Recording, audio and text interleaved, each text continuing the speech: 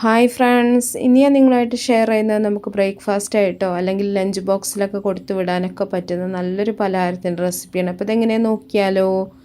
ഇതിന് വേണ്ടിയിട്ട് ആദ്യം തന്നെ നമുക്ക് ദോശമാവാണ് വേണ്ടത്. ഞാനൊരു പാനിൽ കുറച്ച് ഓയിലൊന്ന് ബ്രഷ് ചെയ്തിട്ടുണ്ട്. എന്നിട്ട് ഓരോ ടീസ്പൂൺ വീതം ദോശമാവ് ഒന്ന് ഒഴിച്ചിട്ട് ചെറുതായിട്ടൊന്ന് ദോശ പോലെ ചുട്ടെടുക്കുന്നുണ്ട്. സാധാരണ ദോശമാവ് തന്നെയാണ് കേട്ടോ. അപ്പോൾ വലിയതാക്കിയിട്ട് ചുട്ടെടുക്കുന്ന അത്രയും സമയം തന്നെ നമുക്ക് ഇങ്ങനെ ആവുമ്പോൾ ആവശ്യം വരുള്ളൂ.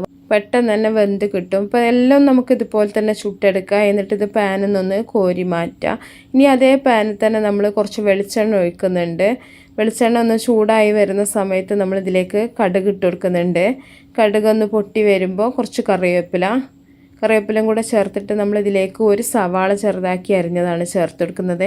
ഞാനിപ്പോൾ വളരെ കുറഞ്ഞ അളവിലാണ് കാണിക്കുന്നത് കേട്ടോ. നിങ്ങൾ വീട്ടിലുണ്ടാക്കുന്ന സമയത്ത് കൂടുതൽ എടുക്കുമ്പോൾ സവാളയുടെ അളവ് കൂട്ടിയെടുത്താൽ മതി. അപ്പോൾ സവാളയും കൂടെ ചേർത്തിട്ട് നല്ലപോലെ ഒന്ന് വഴറ്റിയെടുക്കുന്നുണ്ട്. ചെറിയ തീയിലിട്ടിട്ടൊന്ന് വഴറ്റിയെടുത്താൽ മതി. ഇനി ഇതിലേക്ക് വേണമെന്നുണ്ടെങ്കിൽ നിങ്ങൾക്ക് പച്ചമുളക് ചെറുതാക്കി അരിഞ്ഞ് ചേർത്ത് കൊടുക്കാം കേട്ടോ. അപ്പോൾ നല്ല എരിവൊക്കെ വേണമെന്നുള്ളവർക്കാണെങ്കിൽ പച്ചമുളകൊക്കെ ചേർത്ത് കൊടുക്കുക. ഞാനിതിലേക്ക് ഉണക്കമുളക് ഒന്ന് ചെറുതായിട്ടൊന്ന് പൊടിച്ചെടുത്തിട്ടുണ്ട്. അതാണ് ചേർത്ത് കൊടുക്കുന്നത്. അപ്പോൾ കുട്ടികൾക്കൊക്കെ ഉണ്ടാക്കി കൊടുക്കുന്ന സമയത്ത് നിങ്ങൾ എരിവൊക്കെ നിങ്ങളുടെ മക്കളുടെ പാകത്തിനനുസരിച്ചിട്ട് വേണം ചേർത്ത് കൊടുക്കാനായിട്ട്. അപ്പോൾ മുളകും കൂടെ ചേർത്തൊന്ന് വഴറ്റിയതിന് ശേഷം നമ്മളിതിലേക്ക് ടൊമാറ്റോ സോസാണ് ചേർത്ത് കൊടുക്കുന്നത്. സോസ് ചേർക്കുമ്പോൾ ഒരു എരിവും മധുരമൊക്കെ ഒന്ന് ബാലൻസ് ആകാൻ വേണ്ടിയിട്ടാണ്. ഇതിലേക്ക് ആവശ്യത്തിനുള്ള ഉപ്പും കൂടെ ചേർക്കുന്നുണ്ട്. നമ്മൾ ദോശയിൽ ഉപ്പ് ചേർത്തിട്ടുണ്ട് കേട്ടോ. ഇനി നല്ല പോലെ ഒന്ന് മിക്സ് ചെയ്തെടുക്കുക.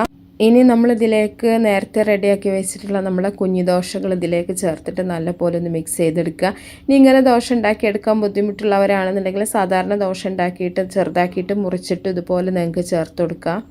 അപ്പോൾ ഇത്രയേ ഉള്ളൂ. നല്ലപോലെ മിക്സ് ചെയ്തിട്ട് തീ ഓഫാക്കി വെക്കുക. അപ്പോൾ എല്ലാവരും ഒന്ന് ട്രൈ ചെയ്ത് നോക്കുക. ഇഷ്ടപ്പെട്ട ലൈക്ക് ചെയ്യുക, ഷെയർ ചെയ്യുക, മാക്സിമം സപ്പോർട്ട് ചെയ്യുക. അപ്പോൾ നല്ല നല്ല റെസിപ്പികളൊക്കെ ആയിട്ട് നമുക്ക് അടുത്തൊരു വീഡിയോയിൽ കാണാം. ഓക്കേ.